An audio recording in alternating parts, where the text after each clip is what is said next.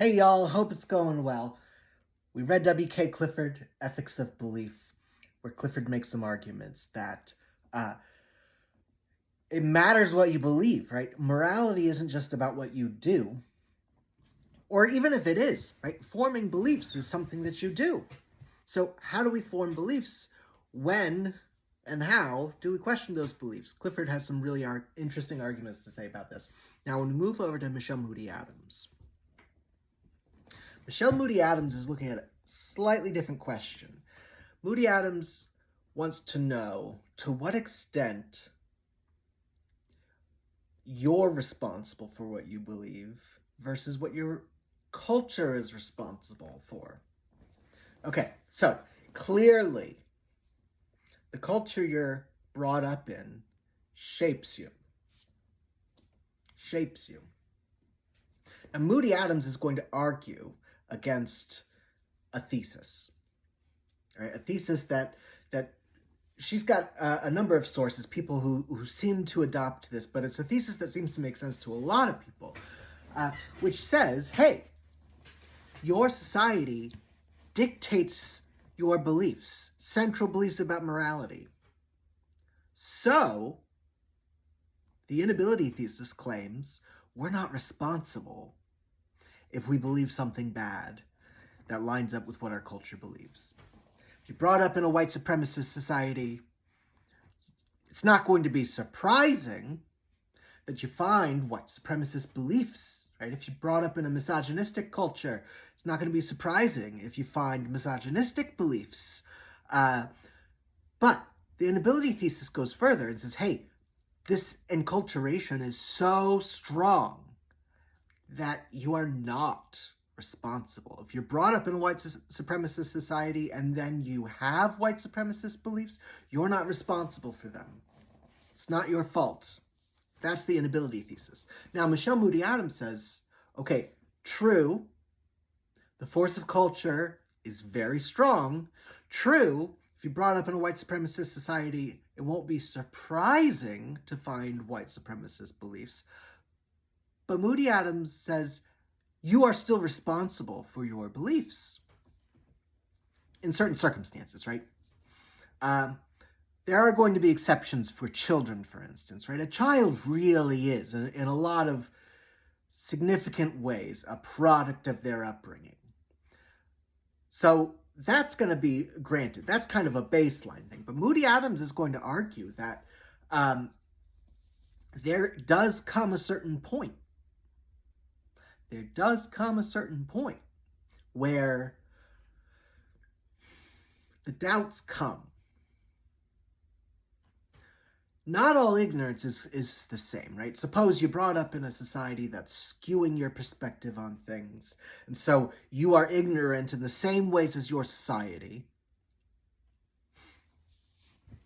To what extent do you have control over that? Why should we think that ignorance? Because after all, some ignorance is an excuse. You know, I thought I was putting sugar in the person's coffee. I didn't know that some evil person had swapped it out for poison. I didn't know it was poison.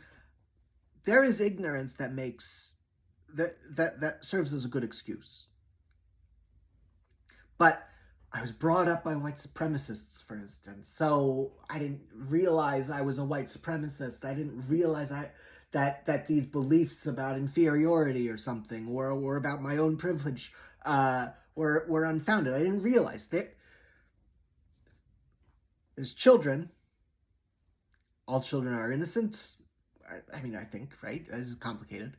But Moody-Adams says that the ignorance as an adult that's coming from your society, you're still responsible for it because, and here's the big thing, most of the time, right, the ignorance on display in cases like this is affected ignorance.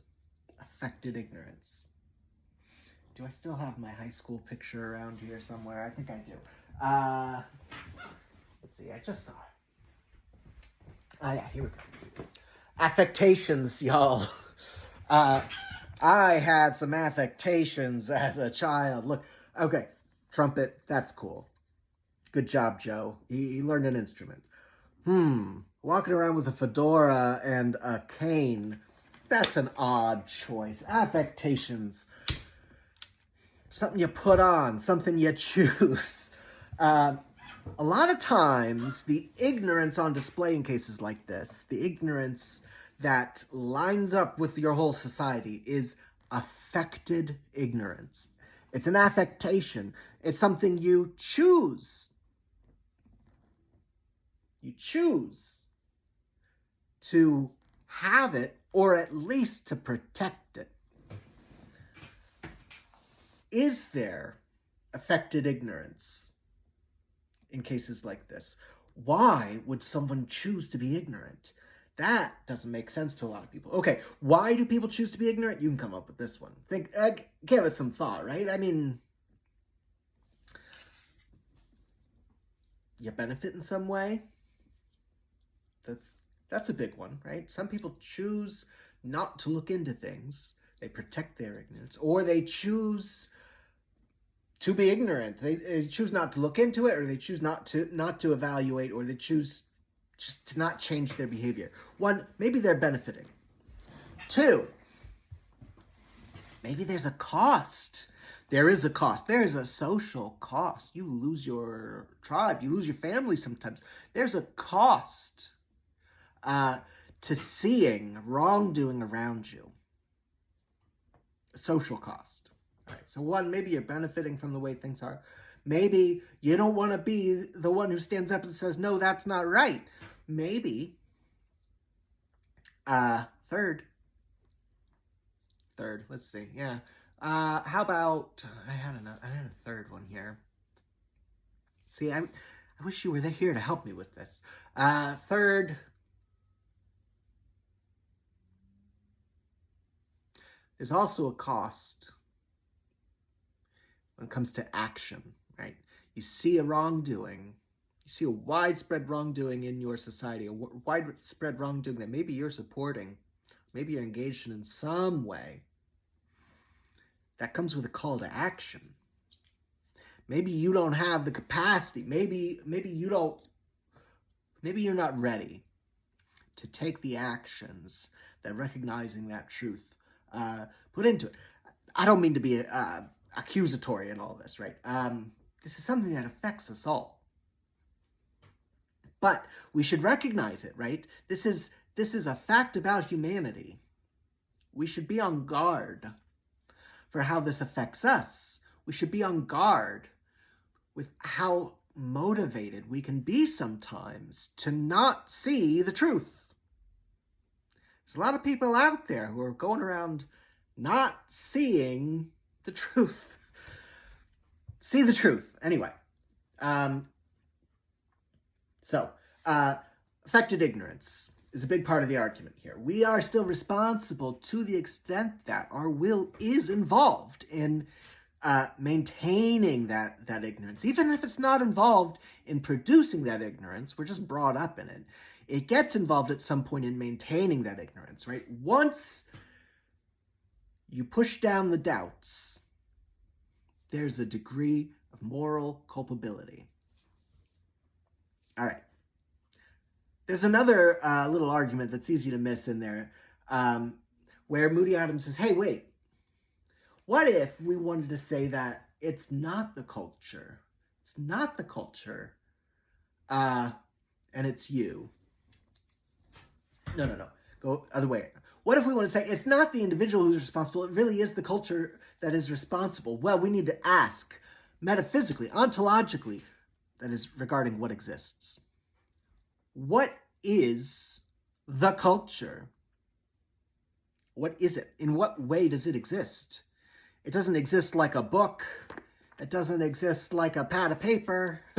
It exists as a system of beliefs, a system of action, a system of norms, right? A culture is something produced and maintained by people, by individuals. It doesn't exist without people. So, if culture doesn't exist without people, it doesn't make sense to say that, hey, the culture's responsible for this kind of thing, without that responsibility, finding its way to the individuals who make the culture what it is, the individuals who have a responsibility to question, support, evaluate, right? What Clifford describes as this responsibility to purify the beliefs that come from our culture, bringing to bear our own experiences on them. We have a role to play, right, in shaping the future, and that role comes through being a good steward of the traditions that have been handed to us. We need to look at them carefully, evaluate them, see what needs some changes, see what needs to be preserved, see what needs to go the way of the dodo. Anyway.